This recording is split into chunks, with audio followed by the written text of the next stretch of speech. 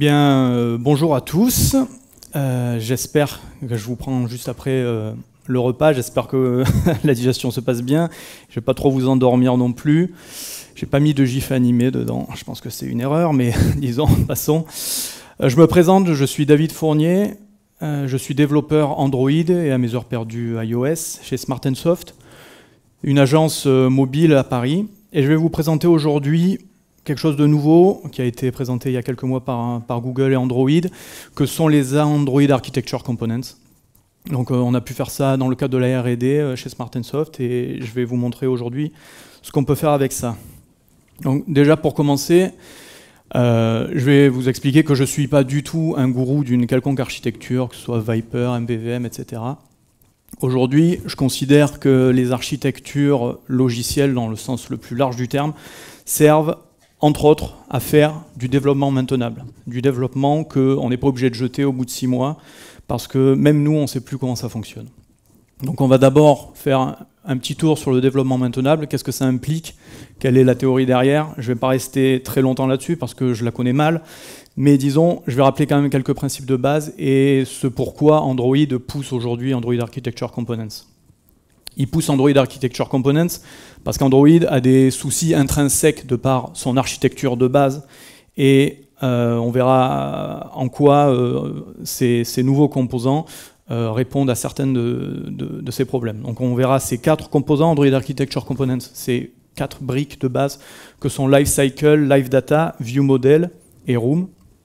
Et enfin on conclura sur est-ce qu'il faut que vous utilisiez aujourd'hui Android Architecture Components. La réponse n'est pas forcément oui.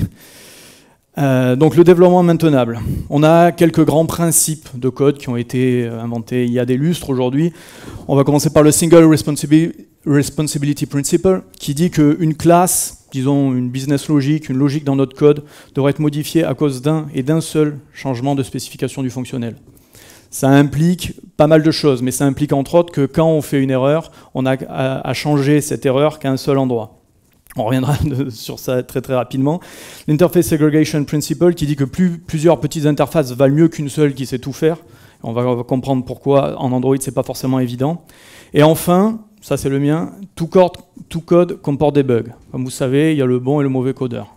Le mauvais codeur, il code, il introduit des bugs. Le bon codeur, il code. Bon, il introduit des bugs, hein, mais sauf que lui, c'est un bon codeur. Et qu'en gros, quand il doit réparer le bug, il n'a pas besoin de réécrire tout le code, ou jeter la moitié de son code, ou changer ici, et puis là, et puis là. Qu'est-ce que sont les soucis d'Android?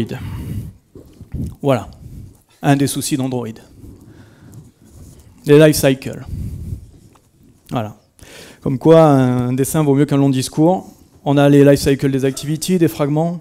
D'autres composants d'Android maintiennent un cycle de vie aussi. On voit effectivement qu'il y a beaucoup de choses, qu'on ne peut pas faire tout ce qu'on veut dans n'importe quel état. Les états sont intriqués entre eux, les fragments, les activités, etc. Enfin, voilà. Hein, on se démerde avec ça. Hein. Aujourd'hui, le cycle de vie, on ne peut pas s'en passer en Android. C'est un des concepts clés du développement Android et c'est comme ça que fonctionne Android. On ne peut pas décider du jour au lendemain qu'on va se passer des cycles de vie. C'est comme si on décidait qu'on allait recréer une fonction main en Java pour faire marcher Android. C'est pas comme ça que ça fonctionne. Donc on ne peut pas s'en passer. Par contre, on sait très bien que ça nous empêche de faire pas mal de choses. Et en tout cas, ça complexifie le code. On a de l'intrication complexe entre les états des cycles de vie, entre différents éléments. Maintenant, les activités peuvent contenir plusieurs fragments qui maintiennent leur propre cycle de vie. Donc il y a beaucoup d'éléments.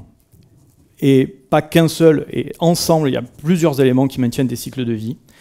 Et qu'est-ce que ça entraîne ça? Ça entraîne pas mal de problèmes, entre autres des crashs intempestifs, difficiles à reproduire parce qu'on était dans tel ou tel cycle de vie.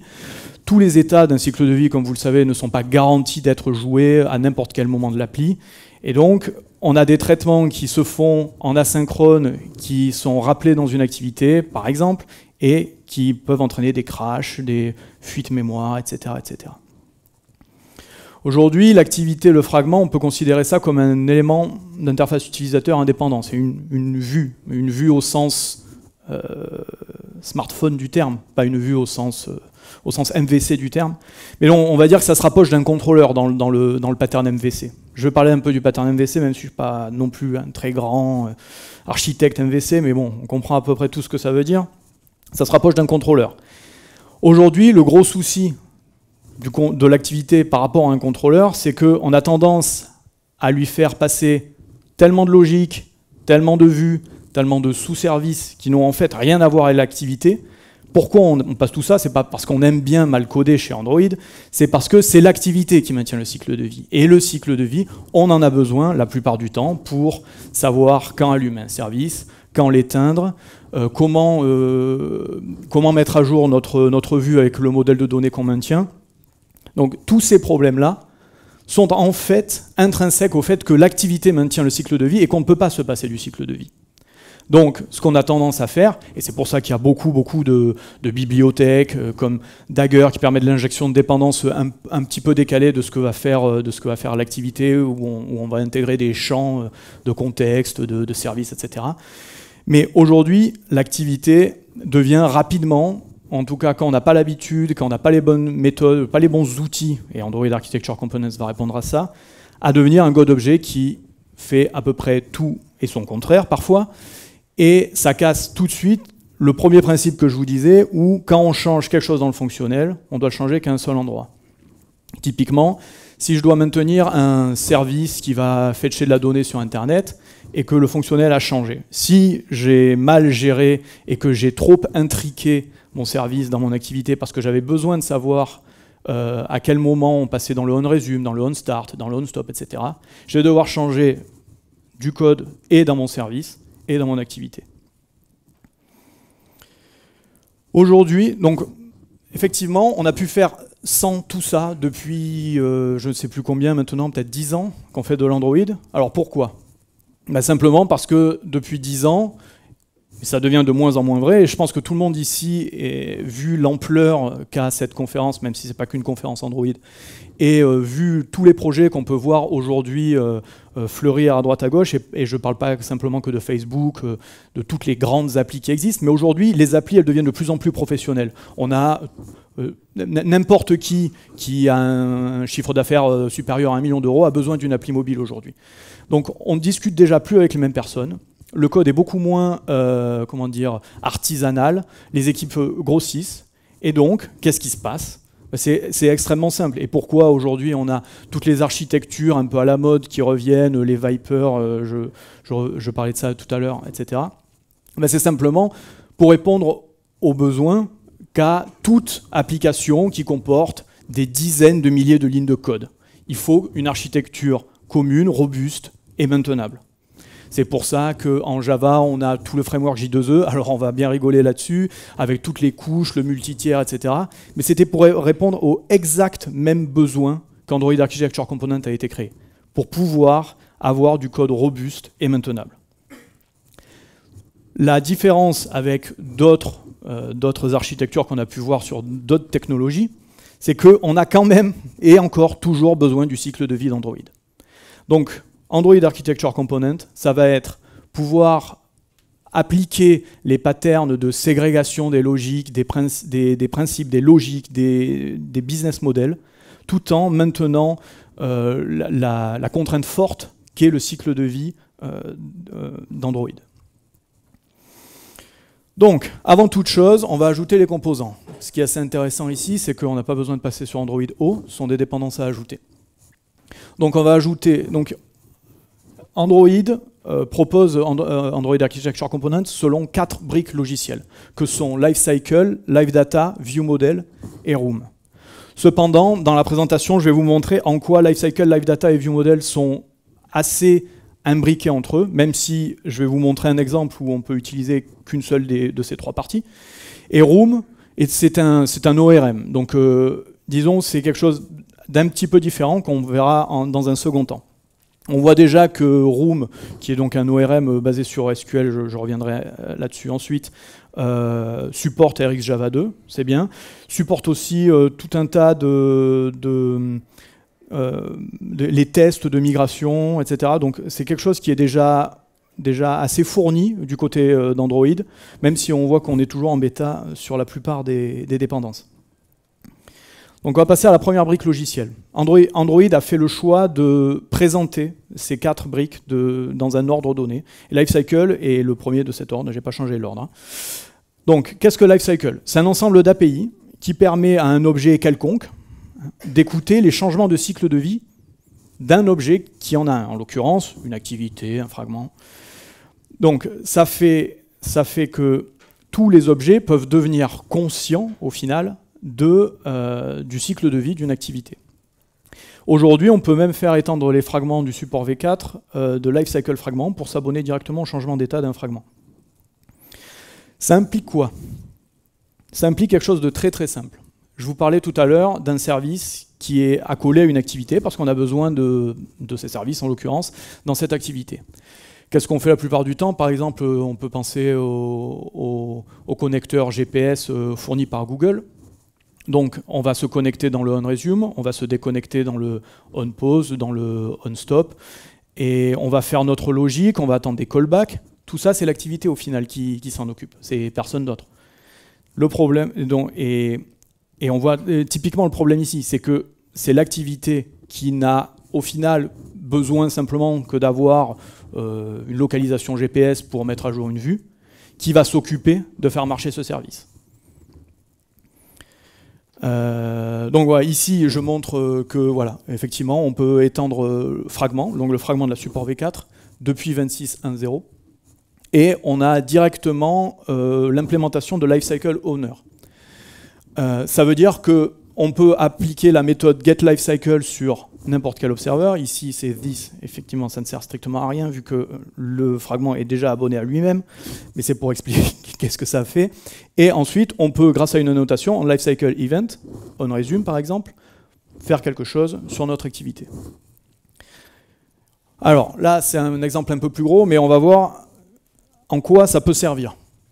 On a un demi-service ici, quelque chose qui fait quelque chose. Il implémente Lifecycle Observer. Lui, il a une activité. Il porte une activité parce qu'il en a besoin. Et il porte donc son lifecycle. Donc pour créer ce service, on lui passe une activité, un lifecycle. Faire attention à l'activité. Si on ne release pas l'activité à la fin, on aura une fuite mémoire ici. Donc on va rajouter au lifecycle l'observer qui est cet objet. Qu'est-ce que ça va nous permettre de faire? Ça va nous permettre de nous abonner avec ces annotations à onStart.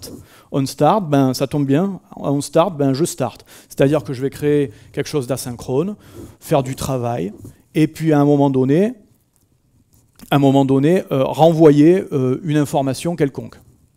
Donc cette information quelconque, elle se fait dans DoSomethingElse.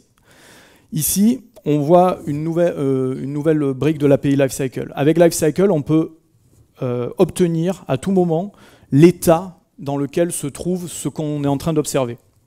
Donc ici, on voit que si mon activité, puisque c'est l'activité du lifecycle en l'occurrence, si mon activité est dans un état au moins starté, alors je vais faire quelque chose. Alors, ici, je vais choper le titre de l'activité. Si l'activité n'est plus là, ça cracherait. Aujourd'hui, je peux vérifier à l'intérieur de mon service, directement à l'intérieur de mon service, plus dans l'activité, que mon activité est dans un bon état. Et donc, je peux utiliser ce que je veux sur cette activité. Et ensuite, je m'abonne à onDestroy pour pouvoir release la plupart des ressources. Qu'est-ce que ça fait? Ça fait qu'aujourd'hui, le fragment, il a simplement à créer ce demi-service et tout fonctionne déjà. Qu'est-ce que ça enlève? Ça enlève du code au fragment. Ça veut dire que si je change le fonctionnel de mon service, j'aurai besoin que de changer mon service, a priori. Et au final, ça n'est plus mon fragment qui porte de la logique qui ne l'intéresse pas. C'est le service qui est censé faire ça. La deuxième partie d'Android Architecture Components sont les live data. Donc les live data, ça permet, donc ça utilise ce qu'on vient de voir, mais ça permet de créer des observables. Donc au sens vraiment pattern observable qu'on peut avoir en Java ou dans d'autres langages, mais qui sont conscients du cycle de vie des objets qu'ils observent. En l'occurrence, qu'est-ce que ça implique? On peut déjà appliquer le pattern observable en Android, tout va bien. Le problème, c'est qu'on va être notifié tout le temps, quel que soit l'état dans... en l'occurrence, c'est le contraire. C'est l'activité qui va être notifiée, quel que soit l'état dans lequel elle est, alors qu'on n'a pas forcément envie d'être notifié tout le temps. Donc le live data, lui, il rentre dans un callback on active quand il y a au moins un de ces observeurs qui est actif, une activité, ou on inactive quand il est plus observé par aucun observeur actif. Et en fait, en appliquant la méthode setValue sur les live data, on va pouvoir notifier tous les observeurs actifs. Ça implique que seulement les activités qui vont suivre un live data quelconque, c'est-à-dire un objet qui change de valeur au fur et à mesure, mais qui n'a pas forcément un rapport direct avec l'activité, va être notifié des changements de cet objet seulement plutôt, quand elle a besoin de savoir que cet objet a changé, c'est-à-dire quand elle est dans un état unstarted, par exemple. Voilà. Ça permet d'éviter des fuites mémoire. Donc les observeurs, eux, quand ils n'ont plus rien à observer, ils se désabonnent automatiquement.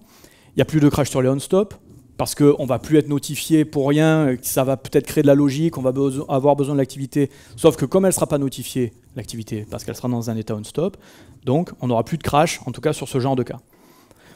Ensuite, on peut changer plus facilement les configurations de nos activités, quand on fait de la rotation, etc., puisque l'activité va réécouter et restaurer son état dès qu'elle repasse dans le onResume. Parce que je rappelle que quand elle va repasser dans le onResume, l'observeur va re-rentrer dans un état onActive et on va pouvoir refaire de la logique, réappeler des données à ce moment-là.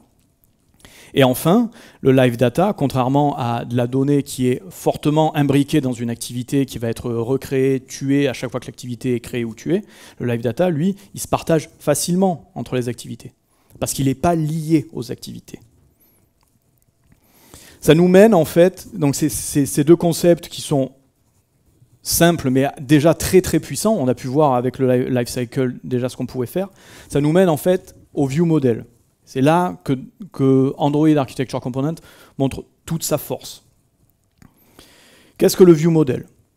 Donc le view model, c'est comme son nom l'indique, un modèle de données bindé à une vue qui permet d'être accédé statiquement n'importe où dans le code, en particulier dans les activités, et qui donc n'est pas détruit quand une activité est détruite, etc.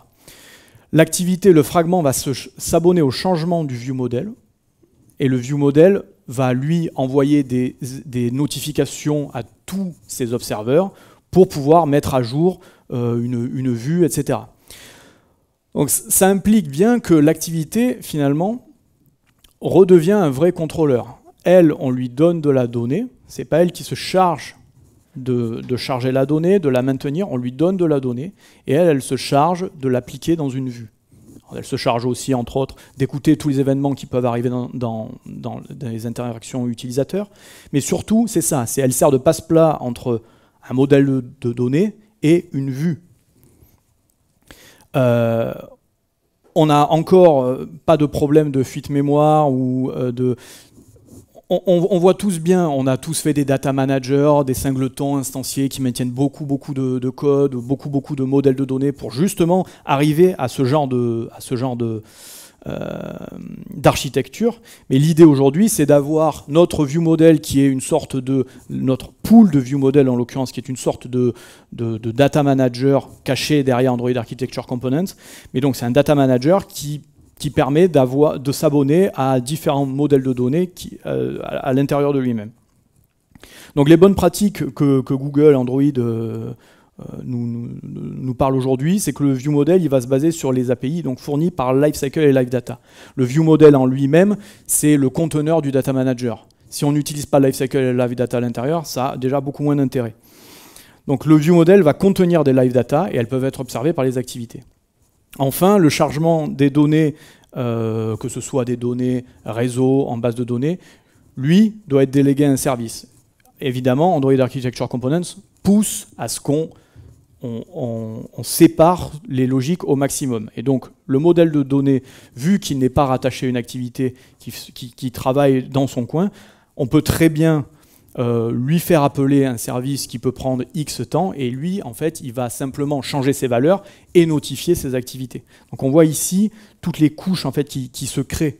Et en fait, sans le dire, Android Architecture Component, c'est refaire une architecture multicouche, mais c'est pas un gros mot, disons. C'est une architecture multicouche, mais intégrée dans le fonctionnement intrinsèque d'Android que sont les cycles de vie.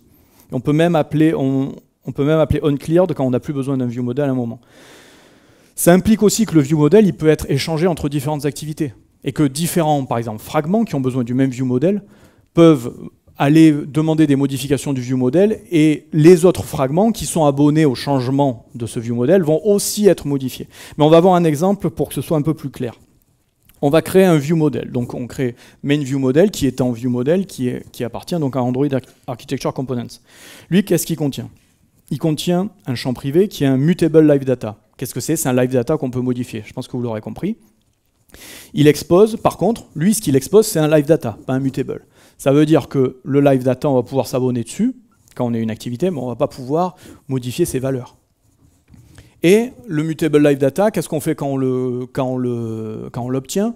C'est une sorte d'initialisation paresseuse où on va vérifier s'il existe ou pas. S'il n'existe pas, on le crée. Et on va appeler un service qui va changer la valeur de ce business object.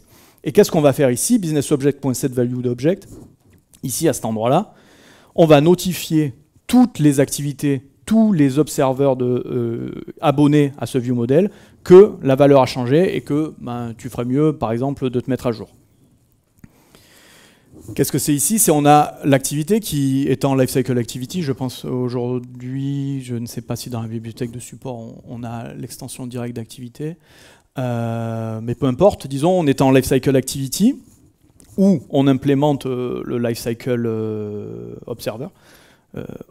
Oui, Owner, je pense, oui. Et qu'est-ce qu'elle fait? Elle a un main viewModel, donc elle a le viewModel qu'elle maintient, sauf que elle se charge simplement d'aller le récupérer dans la base de données partagée, le Data Manager créé par Android Architecture Component, qui est un getter statique. Donc on appelle le viewModel providers et on récupère le main viewModel. Ce main viewModel, il est, je répète, partagé entre tous ceux qui vont appeler cet accesseur statique. Et on va récupérer donc le business object de ce main viewModel et comme c'est un live data, on peut observer. En observant, on s'abonne au callback onChanged et on peut changer l'UI en fonction des changements de ce business object. On se rappelle bien que comme on utilise ici Android Architecture Component et qu'il est conscient du cycle de vie, le onChanged on a la garantie que le onChanged ne sera appelé que quand l'activité est dans un bon état. Dans le onPause, le onChanged ne sera pas appelé. Donc on n'a pas besoin de faire attention dans le onPause à se désabonner du viewModel. Voilà, c'est là en fait qu'est la force d'Android Architecture Component. C'est que évidemment on pouvait faire ça avant, sauf qu'il fallait faire attention à beaucoup de choses, en particulier tous les désabonnements au callback, etc. À chaque fois qu'on rentre dans des états posés, détruits, etc. Releaser de la donnée. Ici, on a simplement besoin d'observer dans notre onCreate, en l'occurrence, faire quelque chose, une autre méthode qui nous permet de mettre à jour la vue, et c'est tout. Ça marche. Et ça marche dans tous les cas. Donc on a vu ici Lifecycle, Live Data et ViewModel. On va passer à la deuxième grosse brique logicielle qui est fournie par Android Architecture Component, qui est Room. Donc, on fait un constat sur la persistance qui n'est pas forcément évident quand on ne travaille pas dans le mobile. Ça devient de plus en plus prégnant, même en web, etc. Mais par exemple, quand tous les gens faisaient des clients lourds, ce n'était pas forcément évident. Mais aujourd'hui, une bonne app, c'est une app qui fonctionne sans réseau. Alors, on va pouvoir m'expliquer qu'il y a des choses qui ont besoin du réseau tout le temps, etc. Certes, on est tous d'accord. Sauf qu'une app qui crache, qui ne fait rien, qui a tout oublié, qui a des comportements complètement erratiques quand il n'y a pas de réseau, a priori, il y a quelque chose à faire. Et donc, comme c'est quelque chose d'assez nouveau, en fait, on s'est tous cassé les dents sur comment on va persister de la donnée. Alors, on va les sauvegarder dans les préférences utilisateurs. Oui, bon, c'est bien, on peut sauvegarder des strings. Donc, en sauvegardant des strings, on peut sauvegarder n'importe quel, a priori, objet quelconque qui est sérialisé, mais enfin, c'est quand même pas très pratique. Et puis, on a quand même pas mal de contraintes.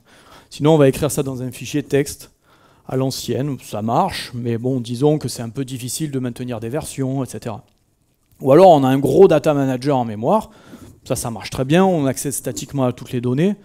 Par contre, il va falloir faire attention à bien sauvegarder, et comment je sauvegarde à la fin, et comment je récupère mes données. Ensuite, bon, on a tout un tas d'ORM, SQLite autour de ça. On a SQLite aussi, le connecteur, et on a aujourd'hui Realm, qui est poussé par pas mal de gens dans la communauté, qui est une base de données objet, qui marche pas mal, qui marche très bien même, mais on a des soucis inhérents à Realm que tout le monde qui a utilisé Realm connaît ici, que sont par exemple les problèmes de multithread, etc. Enfin, on a le connecteur SQL d'Android, qui est quand même fourni depuis toujours par Android.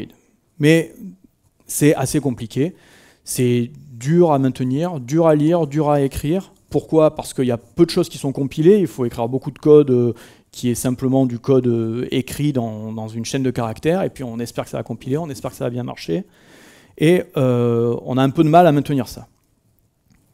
Et pourtant, SQLite, c'est une bonne solution. Elle est implémentée dans le cœur d'Android, ça fonctionne très très très bien, et on le rappelle quand même, ça permet quand même de maintenir une base de données relationnelle avec de hautes performances en écriture et en lecture. Il y a une deuxième chose qui est bien avec SQLite et SQL en général, c'est que comme je vous disais au départ, aujourd'hui, les applications deviennent de plus en plus professionnelles. Ça veut dire, entre autres, qu'on discute de plus en plus avec des gens qui, a priori, n'avaient rien à voir avec le monde du mobile, mais qui étaient quand même dans l'informatique. Je pense en particulier à toutes les personnes qui ont fait du bac, qui vont faire des clients autres qu'Android, etc.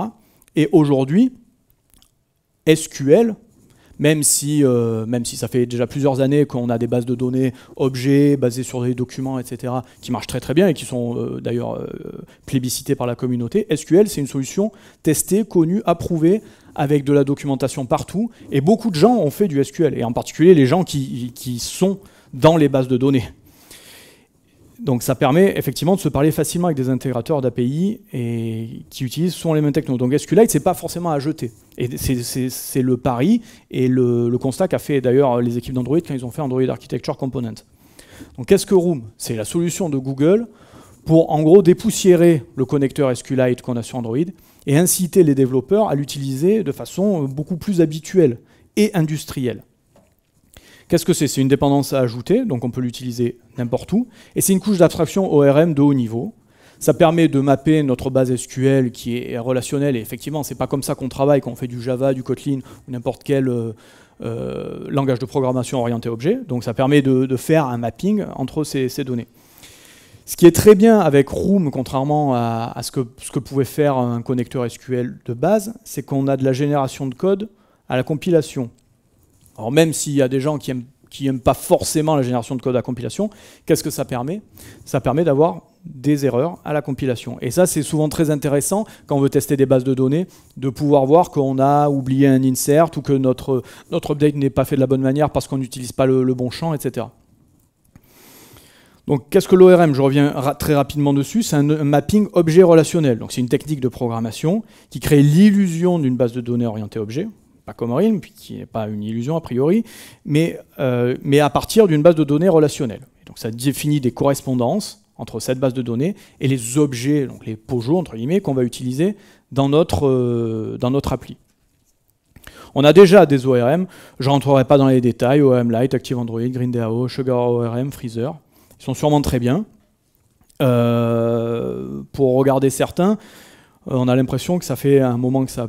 que c'est un peu difficile, et puis aujourd'hui on a quand même beaucoup d'ORM qui sont basés sur de l'objet, donc pas des ORM, on a beaucoup de bases de données qui sont basées objets, et donc ils ont perdu un petit peu en hype, disons, tous ces ORM. Et ce que voudrait Android Architecture Component, c'est que tout ça revienne un peu à l'ordre du jour. Donc Room, c'est une API avec 3 objets importants. On a Database, qui est comme son nom l'indique le conteneur de la base de données en elle-même, le DAO, qui est l'accesseur d'une table et toutes les méthodes qu'on associe à cette table ou à d'autres tables, qui permet en gros d'accéder aux données qu'on a dans la base de données, de les insérer, de les mettre à jour, de les supprimer. Et enfin l'entity, qui est un élément d'une table, une table. Donc la database, c'est un objet abstrait qui est en Room Database et qui va, entre autres, lister la version de la base de données et l'ensemble des tables qu'il contient. Donc on a ici la base database avec des annotations. Ce qui est intéressant avec Android Architecture Component, c'est qu'il utilise beaucoup les annotations qui souvent permettent d'avoir du code un peu plus simple à lire. Donc on a la base de données qui contient 2 tables, que sont Business Object et Linked Business Object. Et la version de la base de données, c'est la version 1. Donc avec Room, même si je ne montrerai pas ici dans la présentation, on peut gérer assez finement tous les problèmes de migration de base de données, qui sont souvent des problèmes assez compliqués. Et cette base de données va exposer l'ensemble des DAO qu'elle veut exposer. Donc ici, on a le Business Object DAO qu'on peut obtenir avec cette base de données. Comment on la récupère ? On la récupère de cette manière. On a un accesseur, on a un champ statique privé dans notre application avec un accesseur statique. Et on utilise Android Architecture Component, le database builder qui est fourni par Room, pour récupérer notre base de données en lui donnant un nom et la créer. On peut ici aussi donc gérer tout ce qui est histoire de migration, en l'occurrence. Ensuite, on a l'objet entity. Donc ça, comme je disais, ça représente l'objet d'une table, ça représente les colonnes d'une table. Qu'est-ce que c'est? On annote un POJO, tout simplement entity, et on va lui passer différentes choses. Donc on a une clé primaire qui est obligatoire.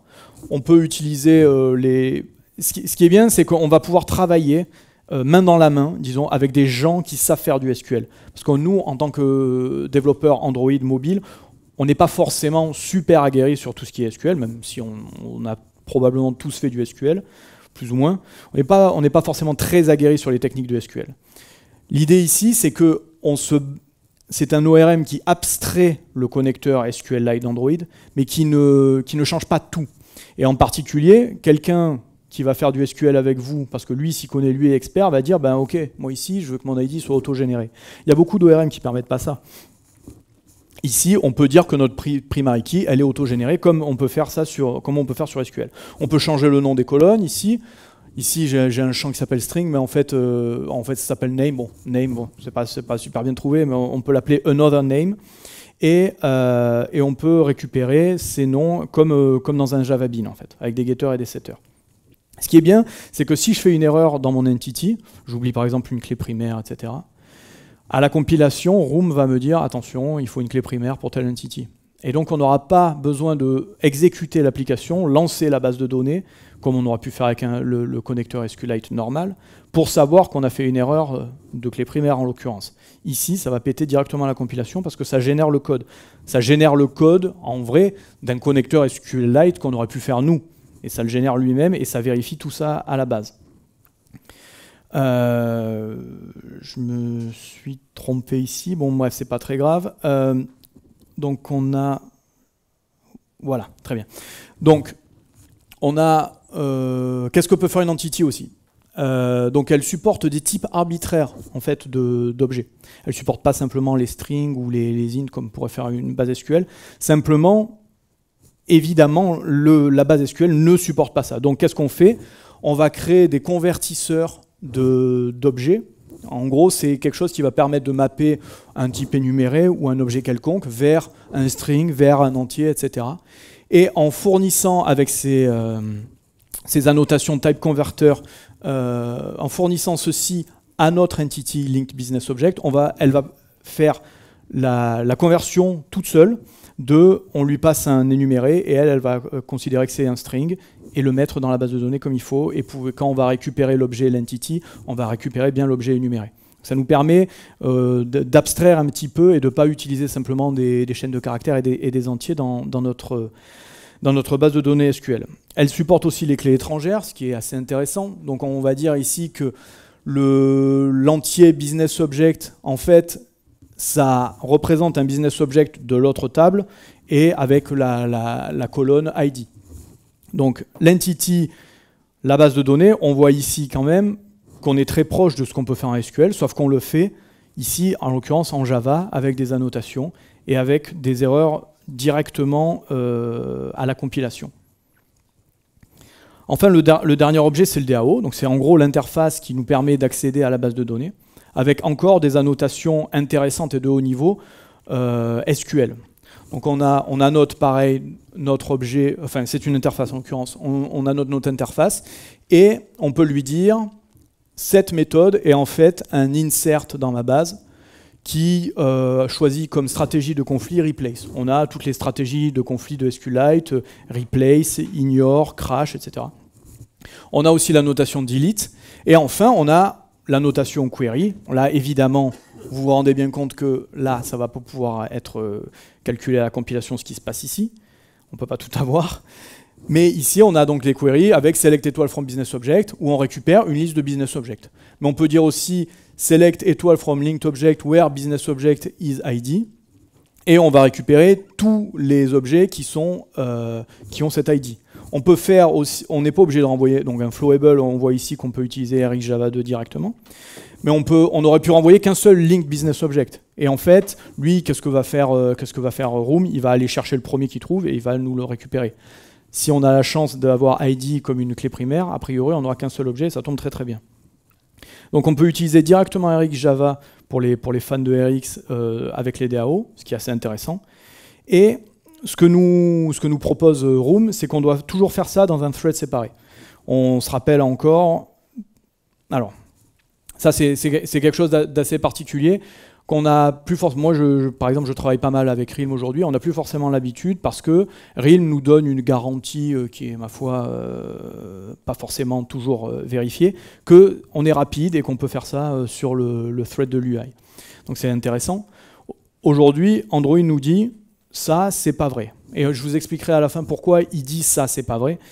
Et donc, il dit ça, c'est pas vrai. Donc, à part quand tu veux débugger, tu vas utiliser un thread séparé pour faire tes appels à la base de données. Ça peut être assez intéressant et ça peut permettre des choses. Évidemment, ça complexifie un peu le code parfois. Donc, un exemple. On va reprendre ce que je vous montrais tout à l'heure dans notre service, demi-service, je ne me rappelle plus lequel.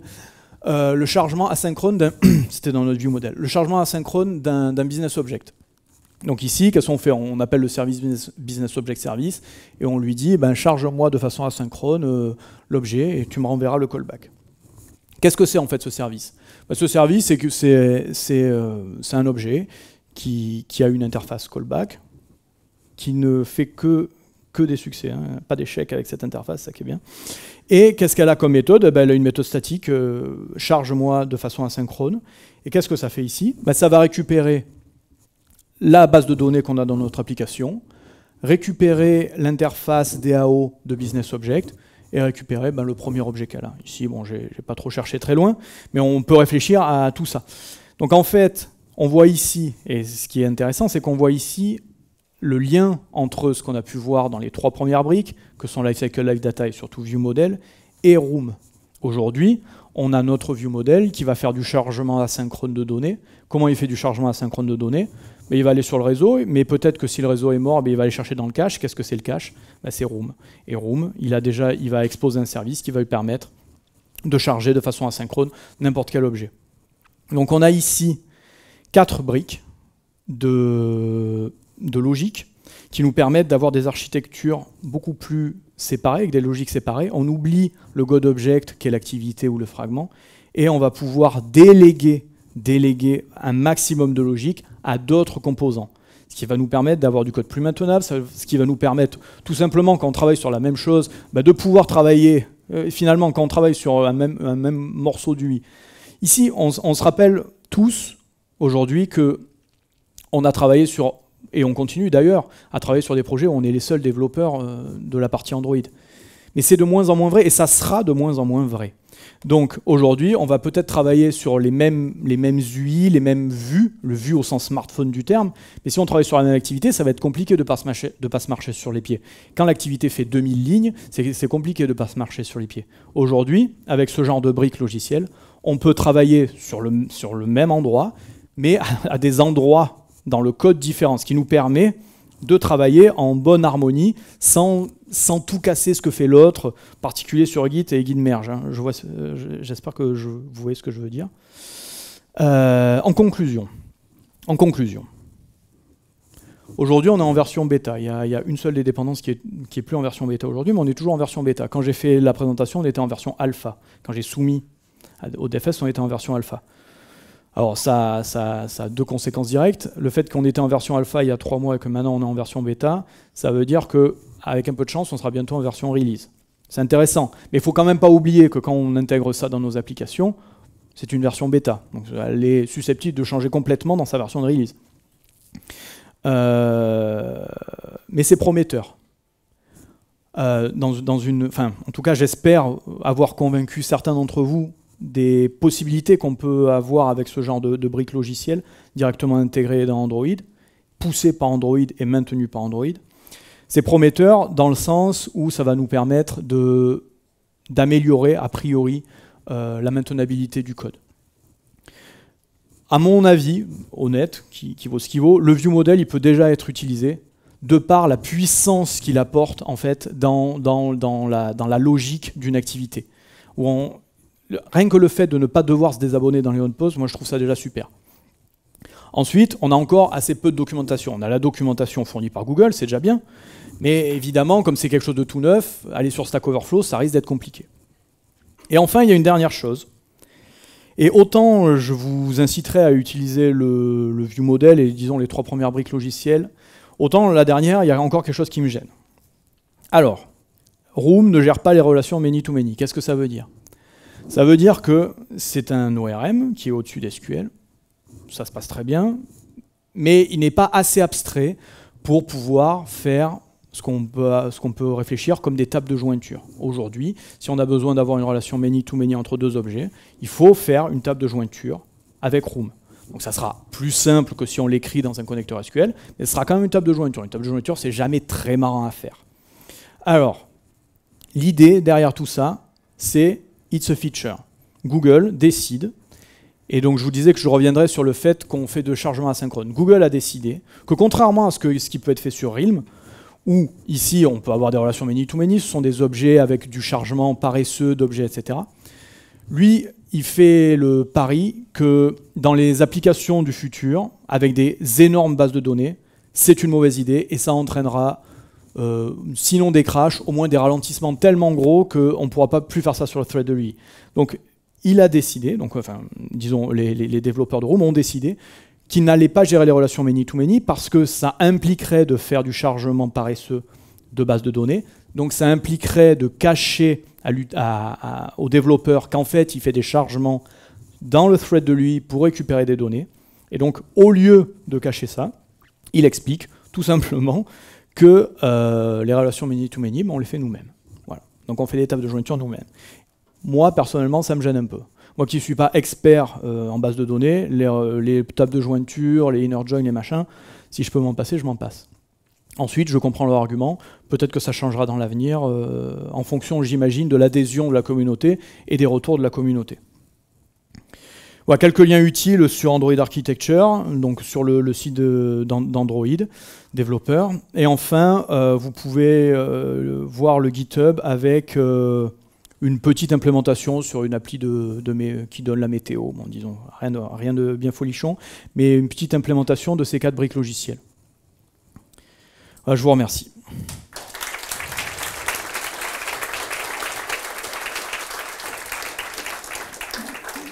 Si vous avez des questions, n'hésitez pas, sinon vous pouvez venir me parler un peu plus tard, je sais pas. Ouais. Sur Kotlin, disons que Kotlin c'est assez indépendant de tout ça. Kotlin, ça fonctionne, c'est complètement interopérable avec Java, on fait ce qu'on veut. Et on peut très bien écrire ça en Kotlin si on veut, oui.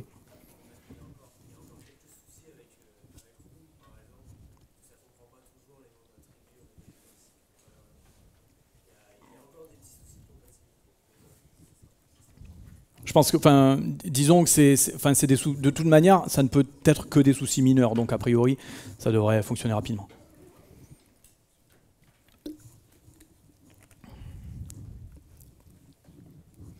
C'est tout, pas d'autres questions? Vous êtes convaincus par cette architecture?